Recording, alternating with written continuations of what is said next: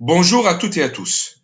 À travers cette séquence vidéo, je souhaite vous présenter les principaux concepts qui vont être développés au niveau de la deuxième séquence du module de formation relatif au management public. Cette deuxième séquence porte sur les tendances et les orientations en matière de management public. Le management et l'administration sont basés sur une mentalité, un comportement et une procédure. Administrer, c'est répartir les ressources, déterminer les moyens, penser à leur affectation tout en respectant les normes et les procédures en vigueur. Manager, c'est avoir la possibilité d'avoir une certaine liberté de penser, une certaine flexibilité dans l'adéquation entre les moyens, les objectifs et les résultats, avec toujours une primauté pour les résultats réalisés.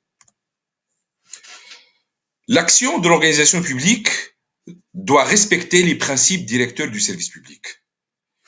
Par exemple, au niveau de l'Union européenne, ces principes directeurs, ces valeurs du service public portent sur la cohésion, l'accès universel, la transparence, le respect de la diversité et la proximité. Ces valeurs et ces principes impliquent un mode de management basé sur un niveau élevé de la qualité de sécurité, un suivi et une évaluation du fonctionnement des services et une sécurité juridique. L'action du gestionnaire public doit évoluer d'un contexte marqué par une approche administrative et bureaucratique vers un contexte marqué par une approche managériale qui donne une plus grande autonomie et de marge de manœuvre et de flexibilité, qui considère comme impératif l'amélioration de la performance, l'efficacité, l'efficience et la pertinence. L'approche managériale est plus orientée vers la satisfaction des stakeholders, l'importance de la qualité et de l'excellence, et aussi l'innovation et la prise d'initiative, contrairement à un contexte qui cherche la stabilité, la certitude, la permanence des pratiques et où les mécanismes concurrentiels ne sont pas opérants complètement. Adopter une approche managériale, c'est donner de l'importance aussi à la résolution des problèmes de gestion et aussi dans le cadre d'une approche multidisciplinaire, au lieu de cloisonner les domaines de compétences et faire prévaloir uniquement les compétences juridiques et techniques. L'approche managériale aussi favorise l'expérimentation et les apports différentiels et la valorisation des talents, au lieu de s'orienter uniquement vers la standardisation et l'uniformisation des méthodes de travail pour une meilleure productivité. Ainsi, l'approche managériale cherche à transformer l'administration, à la faire évoluer d'une approche administrative vers une approche managériale, d'une administration centrée sur son propre fonctionnement à une administration ouverte sur ses partenaires et sur son environnement, d'une administration de procédure et d'obéissance vers une administration de responsabilité qui pratique l'empowerment, la décentralisation, la responsabilisation, d'une administration verticale où tout est commandé par la hiérarchie à une administration transversale vivant en réseau, où le travail est basé sur la collaboration et le partage. D'une administration de dépenses vers une administration de résultats, où il faut chercher quel est le comportement approprié pour atteindre le résultat souhaité et créer de la valeur. Les thèmes de la réforme du secteur public sont multiples. Ça va de la privatisation, de la réduction des déficits publics, à la contractualisation.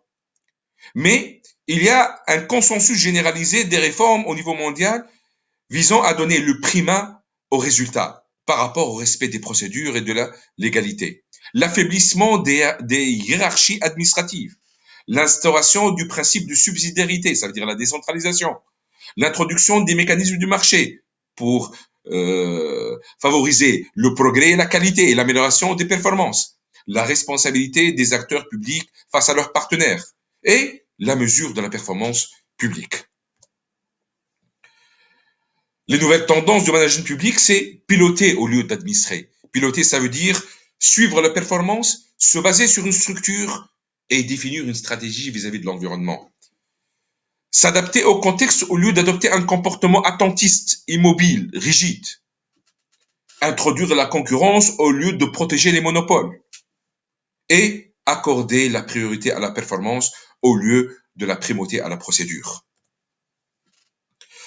Le rôle des leaders est important parce qu'ils doivent démontrer une vision constante et un comportement exemplaire. La vision constante permet d'avoir une orientation claire, de canaliser les efforts vers l'objectif escompté, de responsabiliser l'ensemble des intervenants, d'identifier les handicaps à surmonter. Alors que le comportement exemplaire doit être fondé sur des valeurs explicites et implicites. La primauté du droit, la transparence, l'équité dans le traitement des usagers, la diversité et le refus des conflits d'intérêts qui peuvent être source de corruption.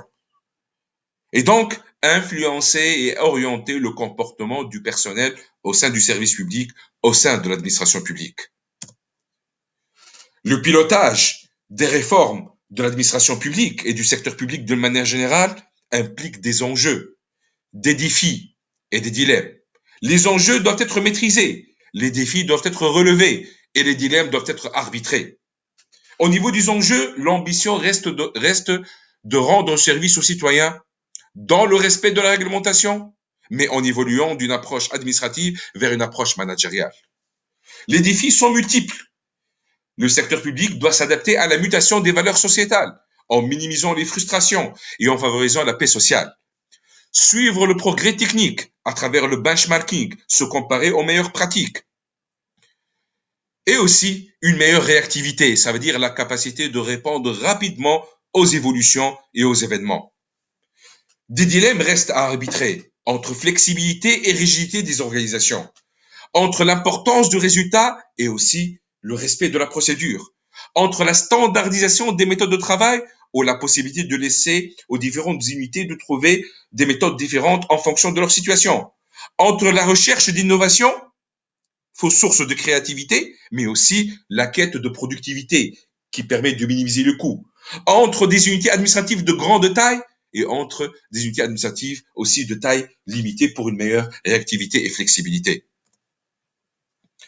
Les évolutions attendues au niveau de la démarche du management public impliquent des évolutions au niveau de la conception, première étape de cette démarche, au niveau de la mise en œuvre, deuxième étape de la démarche, et l'évaluation, troisième étape de la démarche du management public.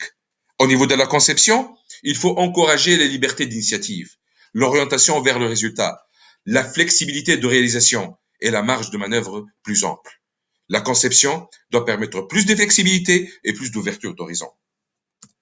La mise en œuvre devrait permettre la capitalisation de l'expérience, la valorisation des compétences, la responsabilisation plus poussée de qui? Des ressources humaines, la reconnaissance du mérite et l'implication dans la concrétisation, au lieu uniquement d'afficher des idées et tarder dans leur application. Et donc, plus d'engagement.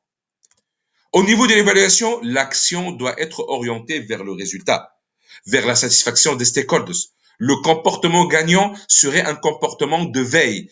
Ça veut dire observer de manière permanente les changements au niveau de l'environnement.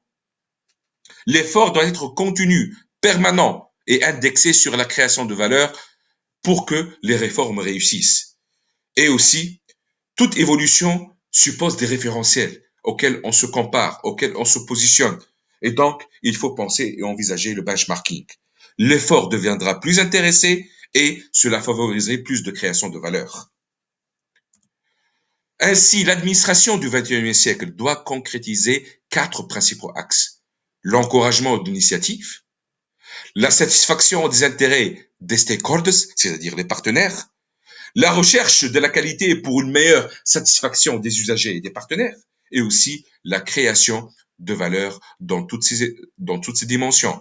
La valeur économique, la création de richesse, la valeur sociale, ça veut dire créer un contexte de partenariat avec l'environnement, la valeur institutionnelle, créer un noyau de partenaires fidèles à l'administration, et la valeur instrumentale, être up-to-date, être à jour au niveau des techniques adoptées au niveau de l'administration publique. Voici les principaux concepts qui vont être évoqués au niveau de cette deuxième séquence du cours Management public. Merci pour votre attention.